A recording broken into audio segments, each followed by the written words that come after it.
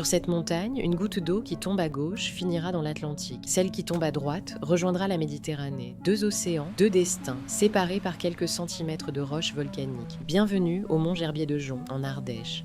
Ce volcan éteint culmine à 1551 mètres et il est composé de phonolite, une roche si dense qu'elle résonne comme une cloche quand on la frappe. À ses pieds, trois sources se disputent le titre de naissance de la Loire, le plus long fleuve de France, la source authentique, la source véritable et la source géographique. Trois noms, trois prétendantes, et personne ne s'accorde. Mais ce que la plupart des visiteurs ignorent, c'est que ce sommet est bien plus qu'un point touristique.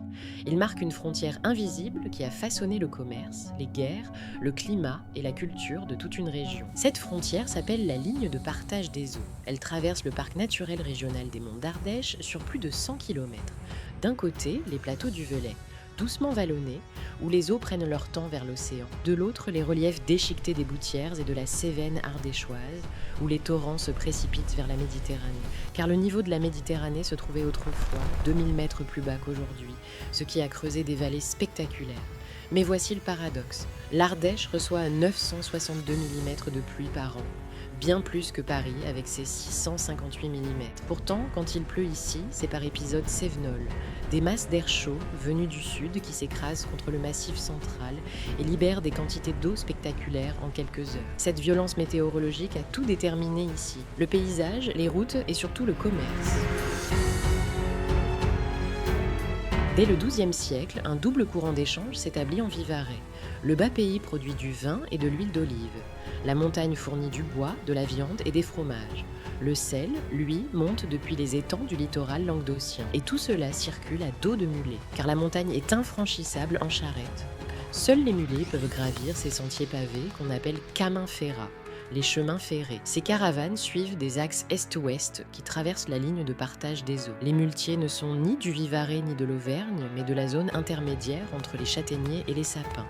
Ils partent de Joyeuse, de l'Argentière, des Vons et montent vers le Puy, Mende, parfois jusqu'à Saint-Flour. En 1292, on retrouve même des muletiers ardéchois aux grandes foires de Champagne. Cette ligne invisible est alors le pivot de toute l'économie régionale. Plus de 70 péages sont recensés en Vivarais au dernier siècle du Moyen-Âge. Un tous les 10 km en moyenne. Chaque seigneur châtelain prélève sa taxe sur les caravanes. En 1341, le roi de France impose même un monopole. Le Vivarais ne peut consommer que du sel provenant des salines de Péquet, redistribué via le grenier royal de Pont-Saint-Esprit. En 1544, le bétail entrant à Lyon par la seule porte de Saint-Just, celle qui reçoit les routes du Velay et du Haut-Vivarais, est aussi nombreux que celui entrant par toutes les autres portes de la ville réunie. Mais la ligne de partage est aussi une frontière politique. Pendant 3 siècles, le Vivarais se trouve entre le royaume de France à l'ouest et le Saint-Empire à l'est. Les mariniers du Rhône ne disent pas bâbord et tribord. Ils crient pique à l'Empire, but au Riaume. L'Empire, c'est l'Isère. Le royaume, c'est l'Ardèche. Si cette histoire vous a surpris, imaginez ce qu'on n'a pas encore raconté. Abonnez-vous à cette chaîne, activez la cloche et laissez un like pour que l'algorithme montre cette vidéo à ceux qui vivaient ici sans connaître ses secrets. Novembre 1948. L'Assemblée nationale française débat d'un projet qui va changer le destin hydrologique de toute une région. Le député de l'Ardèche, Paul Ribert, fait face à l'opposition furieuse des parlementaires de la Loire et de la Haute-Loire. L'enjeu, capter les eaux de la Loire à quelques kilomètres de sa source et les détourner vers le bassin méditerranéen pour produire de l'électricité. Un transfert d'eau entre deux océans, du jamais vu en Europe. Le vote passe. Financé par le plan Marshall, le chantier démarre dans les montagnes ardéchoises. Mais contrairement aux grands barrages du Rhône, ici presque tout se fait sous terre. 3 barrages sont construits à plus de 1000 mètres d'altitude. Un lac volcanique vieux de 50 000 ans, le lac d'Issarlès, est percé à 40 mètres de profondeur, sans même le vider. Les ouvriers travaillent dans l'obscurité et l'humidité des galeries pendant 6 ans. Le 5 novembre 1953, à 11h19 précise, le préfet de l'Ardèche actionne un levier qui fait sauter le dernier bouchon de roche. Les eaux du lac d'Issarlès se déversent dans une galerie de 17 km et demi, creusée dans la montagne. Un an plus tard, l'usine de Montpezat entre en service. Elle est enterrée à 120 mètres sous terre. 60 mètres de long, 16 mètres de haut, une cathédrale souterraine. Pour y accéder, il faut descendre 450 marches ou emprunter un funiculaire à crémaillère sur une pente de 55%. L'eau arrive des 3 barrages par la galerie souterraine, puis dévale une conduite forcée sur 635 mètres de chute verticale.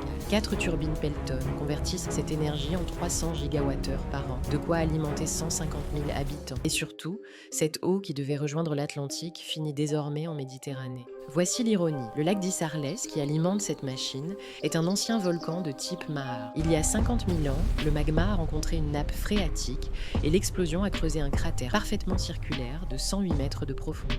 Le plus profond lac de Maar de France, les hommes de Néandertal ont probablement vu les panaches de cette éruption. Aujourd'hui, chaque hiver, EDF pompe ce lac et abaisse son niveau de 30 mètres, révélant les parois abruptes du cratère. Ce que la nature a mis 50 000 ans à remplir, l'industrie le vide en quelques mois. Et une légende locale raconte qu'un mendiant, repoussé par les habitants d'Issarlès, aurait englouti la ville entière sous les eaux. Quand on connaît l'histoire de Montpezat, cette légende prend une résonance troublante. Car ici, c'est bien l'homme qui a décidé où l'eau devait aller. Chaque année, environ 220 millions de mètres cubes d'eau changent de bassin versant à Montpezat. Mais depuis 1954, le débit de la Loire a diminué de 50% à certains points de mesure. Et la situation s'aggrave. En août 2025, une sécheresse majeure frappe l'Ardèche. Le haut bassin du Chassezac est placé en niveau de crise maximale. Les 3/4 du débit observé dans les rivières proviennent désormais du soutien artificiel des barrages. Sans Montpezat, certains cours d'eau ardéchois seraient à sec. Mais de l'autre côté de la ligne de partage, la Haute-Loire souffre aussi. L'association SOS Loire Vivante dénonce un partage inéquitable. Son président pose la question qui fâche : nous avons un problème sérieux avec l'eau. Alors pourquoi 200 millions de mètres cubes partent-ils chaque année de l'autre côté de la montagne ? La concession de Montpezat expire en 2029. Pour la première fois, depuis 1948, tout sera renégocié. Combien d'eau pour la Loire ? Combien pour l'Ardèche ? Les scientifiques prévoient une diminution de la ressource en eau pouvant atteindre 25% dans les décennies à venir. Et il y a un détail que peu de gens connaissent. Montpezat ne produit pas seulement de l'électricité. Cette eau détournée sécurise aussi la centrale nucléaire de Cruas, sur le Rhône, en aval. Si les barrages se vident, ce n'est plus seulement une question de rivières asséchées, c'est une question de sûreté nucléaire. Alors, la ligne de partage des eaux, cette frontière invisible tracée par la géologie il y a des millions d'années, est-elle encore celle qui décide ? Ou bien est-ce désormais l'homme, avec ses tunnels, ses turbines et ses choix politiques, qui dessine la carte de l'eau en Ardèche ? Si cette histoire vous a surpris, imaginez ce qu'on n'a pas encore raconté. Abonnez-vous à cette chaîne, activez la cloche et laissez un like pour que l'algorithme montre cette vidéo à ceux qui vivaient ici sans connaître ses secrets.